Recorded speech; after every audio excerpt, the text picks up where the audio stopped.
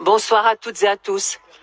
Merci à Monsif et Andreas et ses amis pour cette belle journée de solidarité qui nous donne à nouveau de quoi être fiers de porter ce drapeau palestinien.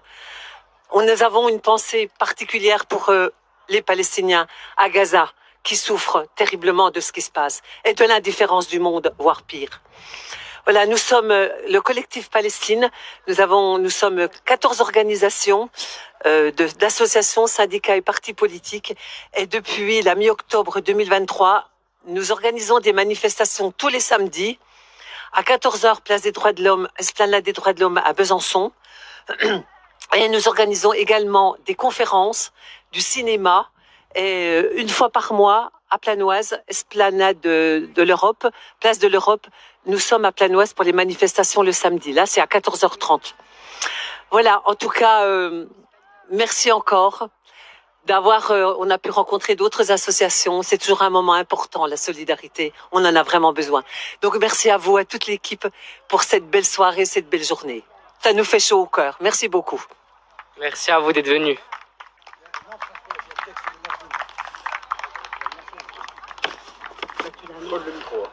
Alors, un bref texte de Francesca Albanese, qui est la rapporteure spéciale de l'ONU, et qui s'intitule « Israël est responsable de l'un des génocides les plus cruels de l'histoire moderne ».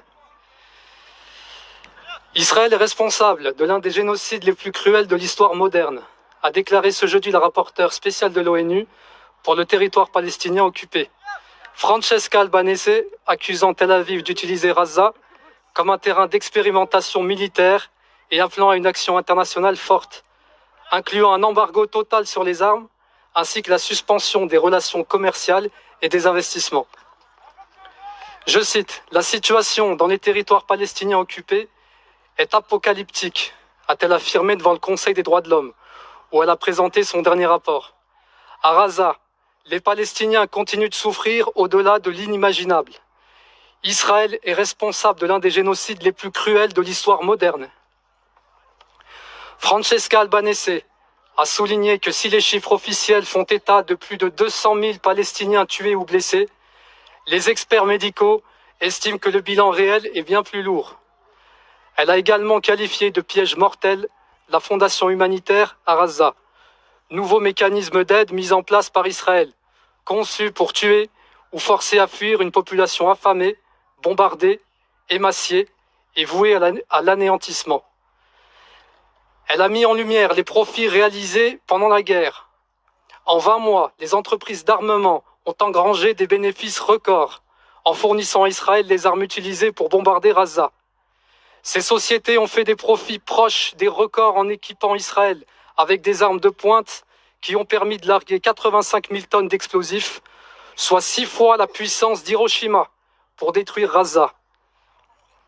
Selon un rapport, la bourse de Tel Aviv a enregistré une hausse de 213% depuis octobre 2023. Un peuple s'enrichit pendant qu'un autre est effacé, a-t-elle résumé. Elle a accusé Israël d'avoir transformé cette guerre en laboratoire d'expérimentation militaire, testant de nouvelles armes, systèmes de surveillance personnalisés, drones létaux et radars. La vulnérabilité de la Palestine en ferait un laboratoire idéal pour le complexe militaro-industriel israélien. Elle a rappelé qu'en droit international, même un lien minime avec ce système implique une responsabilité claire. Il existe une responsabilité prima facie, c'est-à-dire au premier regard, pour chaque État et entité commerciale de s'abstenir totalement ou de mettre fin à toute relation avec cette économie de l'occupation. Francesca Albanese a appelé les États à des mesures audacieuses. Les États membres doivent imposer un embargo complet sur les armes à Israël. Ensuite, suspendre tous les accords commerciaux et relations d'investissement. Et enfin, garantir que les entités impliquées soient tenues légalement responsables de leur participation à de graves violations du droit international. Pour finir, elle a également exhorté les entreprises à agir. Les entités commerciales doivent immédiatement cesser toute activité et rompre tout lien contribuant directement aux violations des droits humains et aux crimes internationaux contre le peuple palestinien. Albanese a conclu en s'adressant à la société civile.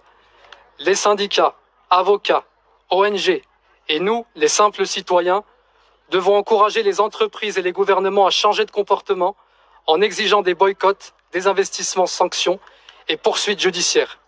La suite dépend de nous tous. Merci beaucoup.